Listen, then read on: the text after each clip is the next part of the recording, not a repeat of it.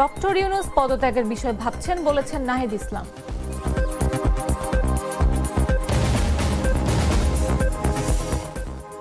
সেনানিবাসে আশ্রয় নেওয়া ৬২৬ জনের পূর্ণাঙ্গ তালিকা প্রকাশ।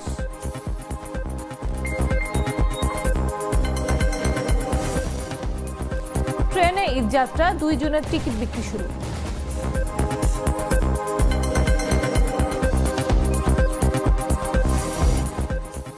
জলাবদ্ধতা নিরসনে ডাকাতিয়া নদীর ৪ বাঁধ অপসারণ।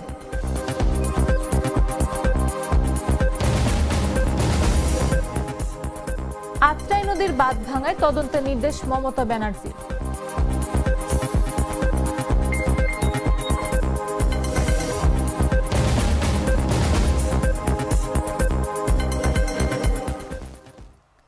দর্শক, বেলা ১১টা নিউজে সবাইকে আমন্ত্রণ। সাথে আছে আমি নাফিস আব্দুল্লাহ।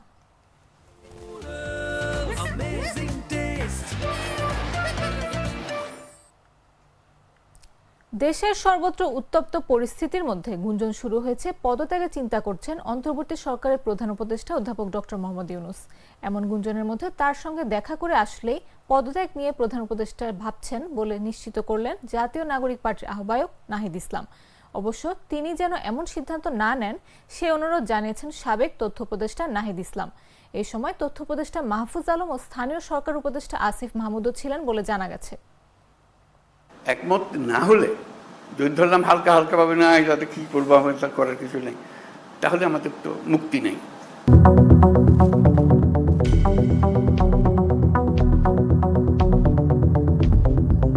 বাংলাদেশের অন্তর্বর্তী সরকারের প্রধান উপদেষ্টা অধ্যাপক ডক্টর মোহাম্মদ ইউনূস পদত্যাগ করতে পারেন এমন খবর পেয়ে তার সঙ্গে দেখা করেছেন জাতীয় নাগরিক পার্টির আহ্বায়ক নাহিদ ইসলাম। বৃহস্পতিবার সন্ধ্যায় প্রধান উপদেষ্টার বাসভবন যমুনায় গিয়ে তার সঙ্গে সাক্ষাৎ করেছেন নাহিদ। বিবিসি বাংলাকে এই তথ্য নিশ্চিত করে নাহিদ বলেন, স্যারের তো পদত্যাগের একটা খবর আমরা আজকে সকাল থেকে শুনেছি, তো ওই বিষয় নিয়ে আলোচনা করতে স্যারের সঙ্গে দেখা করতে গিয়েছিলাম। প্রধান উপদেষ্টা দেশের চলমান পরিস্থিতিতে কাজ করতে পারবেন না এমন শঙ্কা প্রকাশ করেছেন বলে জানিয়েছেন তিনি। বিবিসি বাংলাকে তিনি বলেন, স্যার বলছেন আমি যদি কাজ করতে না পারি, যে জায়গা থেকে তোমরা আমাকে আনছিলা একটা অভ্যুত্থানের পর দেশের পরিবর্তন সংস্কার, কিন্তু যে পরিস্থিতিতে যেভাবে আন্দোলন বা যেভাবে আমাকে জিম্মি করা হচ্ছে, আমি তো এভাবে কাজ করতে পারবো না। তো রাজনৈতিক দলগুলো তোমরা সবাই একটা জায়গায় কমন জায়গায় না পৌঁছতে পারো, বলেন নাহিদ ইসলাম। প্রধান উপদেষ্টাকে পদত্যাগের মতো সিদ্ধান্ত না নিতে আহ্বান জানিয়েছেন জুলাই গণ অভ্যুত্থানের পর নতুন গঠিত দলটির নেতা। নাহিদ প্রধান উপদেষ্টাকে বলেছেন, আমাদের গণ অভ্যুত্থানের আকাঙ্ক্ষা এবং জাতীয় নিরাপত্তা ও দেশের ভবিষ্যৎ সবকিছু মিলিয়ে উনি যাতে শক্ত থাকেন এবং সবগুলো দলকে নিয়ে যাতে ঐক্যের জায়গায় থাকেন। সবাই তার সঙ্গে আশা করি কোঅপারেট করবেন।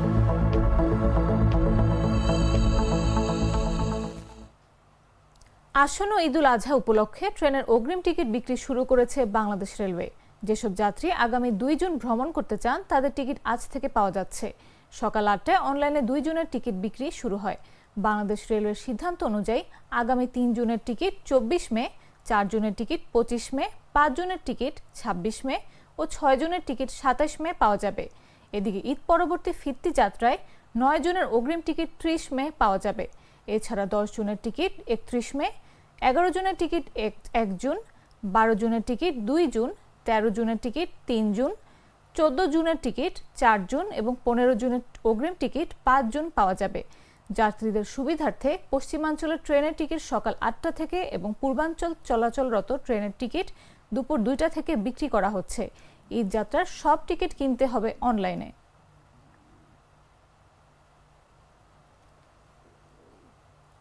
জুলাই আগস্টে গণ অভ্যুত্থান পরবর্তী সেনানিবাসের অভ্যন্তরে প্রাণ রক্ষার্থে আশ্রয় নেওয়া ৬২৬ জনের তালিকা প্রকাশ করা হয়েছে।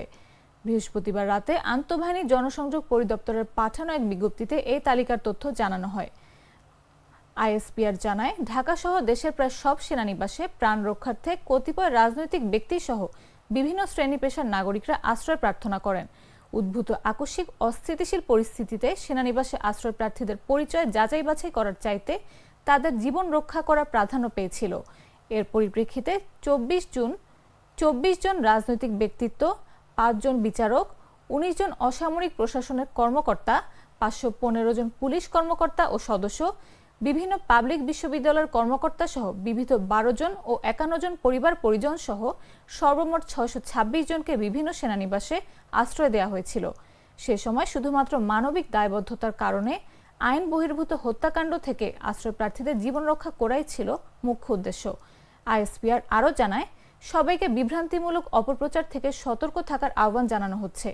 বাংলাদেশ সেনাবাহিনী দেশের সার্বভৌমত্ব রক্ষার পাশাপাশি পেশাদারিত্ব, নিষ্ঠা ও আস্থার সঙ্গে জাতির পাশে থাকার অঙ্গীকার পুনর্ব্যক্ত করছে বলে জানিয়েছে আইএসপিআর।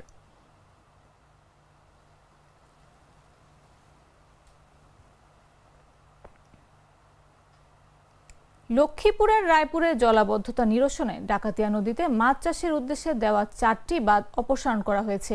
বৃহস্পতিবার নদীর রায়পুর পৌরসভার অংশে অভিযান চালিয়ে বাঁধ অপসারণ করা হয়। এতে বর্ষায় কৃত্রিম জলাবদ্ধতা কিছুটা হলেও কমবে বলে আশা করছেন নদীর দুপারের বাসিন্দারা। রায়পুর উপজেলার সহকারী কমিশনার নিগার সুলতানার নেতৃত্বে পানি উন্নয়ন বোর্ড, সেনাবাহিনী ও পুলিশ এ অভিযান পরিচালনা করে।